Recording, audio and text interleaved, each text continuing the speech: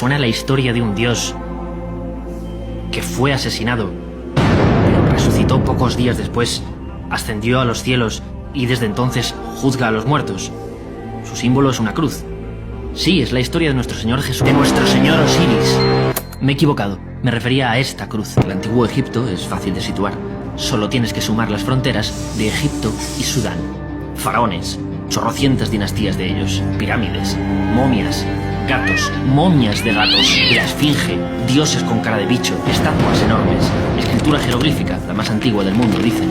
Conoces todos estos detalles, ¿verdad? Bien, porque así podemos hablar de otras cosas. El antiguo Egipto se desarrolla a lo largo del río Nilo. ¿Por qué? Veamos. El Sáhara era un jardín de puta madre, con elefantes y jirafas, y se vivía muy bien allí, pero se secó hace unos 5000 años. Así que la gente se fue arrimando a este río enorme, el Nilo. El Nilo es muy fértil, se puede cultivar cojonudamente en él. Solo hay que controlarlo un poco porque a veces se emociona y se desborda. Aquí, río de puta madre. Por aquí, desierto. Por aquí también. Por aquí, montañas. Aquí, el mar Mediterráneo. Por aquí, el Mar Rojo.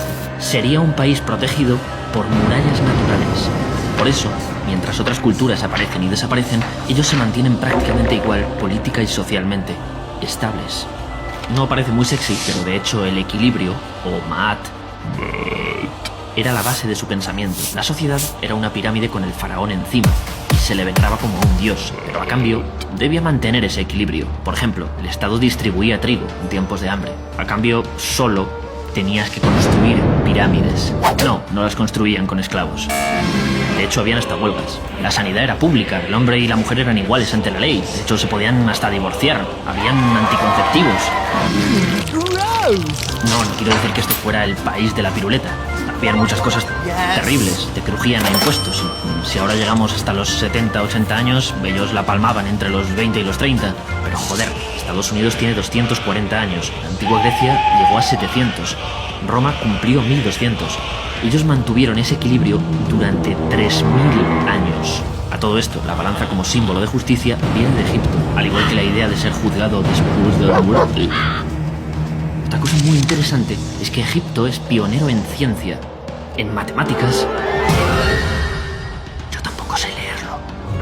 En arquitectura, por supuesto. Usaron las estrellas para orientar al norte las pirámides con una precisión brutal. El primer tratado de medicina es suyo. Se implantaron tornillos ortopédicos. Sin embargo, para los historiadores, lo suyo no era exactamente ciencia. Eran pioneros en diagnosticar enfermedades, pero en las curas todavía se mezcla auténtica medicina con religión. Les faltaba un toquecito, digamos. Ese toque se lo dieron los griegos. Les flipaba Egipto. Y los egipcios les apreciaban bastante. Hasta les dejaron tener ciudades propias. Muchos de ellos, como Herodoto, Pitágoras, Tales de Mileto o Platón, pasaron buenas temporadas empollando aquí. Y comenzaron a traerse cosas de Egipto, pero despojándolas de religión y magia, dándoles un toque racional. Simplemente copiaban. Hay autores, algunos un poco polémicos, que dicen que sufrimos helenocentrismo o eurocentrismo, que pensamos que los griegos son la polla, pero quien estaba detrás eran los egipcios. Bueno, lo que sí está claro es que los egipcios fueron la polla mucho antes de encontrarse con los griegos. Sin embargo, cuando los persas les invadieron, fueron los griegos quienes les liberaron. Alejandro Magno, concretamente. Fue muy bien recibido, a pesar de que lo que estaba haciendo era invadirles también, metiéndoles en su gran imperio. Alejandro funda Alejandría, el Harvard de la época, el sitio más guay del Mediterráneo para estudiar. ¿Te suena la biblioteca de Alejandría? Era solo una parte del primer centro científico del mundo, el Musaeum. De ahí viene nuestra palabra museo. Cualquier texto que pasaba por aquí era confiscado, se hacía una copia para la biblioteca y se devolvía. Copiaron casi 500.000 de libros. Un poco copiotas sí que eran los griegos. Alejandría era también el mayor centro comercial de la antigüedad. Aquí llegaban barcos cargados de bronce de España, estaño de Bretaña, algodón de las Indias y sedas de China. Pero el Maat se impone. Alejandro muere y su imperio desaparece.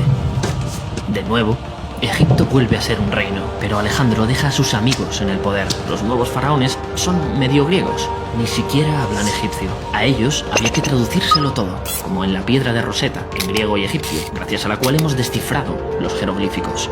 ¡Pum! Lo que queda del imperio de Alejandro es conquistado por Roma. Cuando Roma comienza a entrar en Egipto.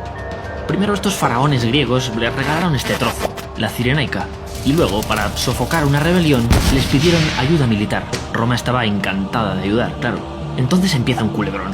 Los herederos del trono son Ptolomeo XIII, un niño, y Cleopatra, su hermana de 18 años. Y están enfrentados, ambos quieren gobernar. Cleopatra es la más preparada.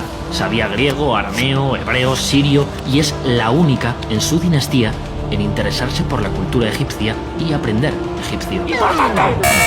Aquí estaría el nacimiento de Cristo. Todo esto ocurre 50 años antes. Nosotros estamos aquí, 2000 años después. Para ti toda esta movida es historia antigua. 2050 años te separan de ella.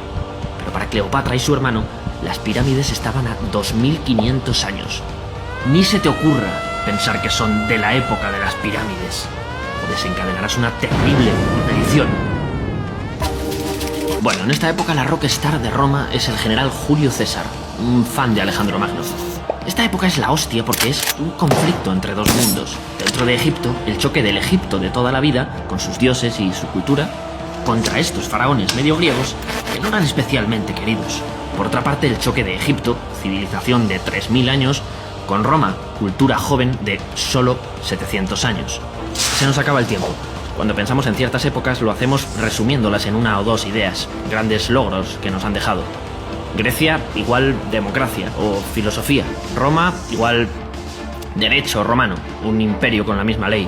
Y latín, la superlengua común. Y acueductos o carreteras. Sin embargo, parece que no tenemos algo similar con Egipto, pero sí un montón de ideas sueltas en nuestra cabeza que pueden hasta ser contradictorias. Dependiendo de qué mires, puede parecerte un mundo extraño, o una sociedad racional y científica, o gente muy creepy, o construcciones gigantes, aislada del mundo o hiperconectada, avanzada o tradicional. Es difícil explicar una cultura milenaria en 7 minutos, y hemos tenido que hacer como los griegos, quedarnos solo con algunas cosas. De hecho, eso hacían nuestros libros de texto del cole.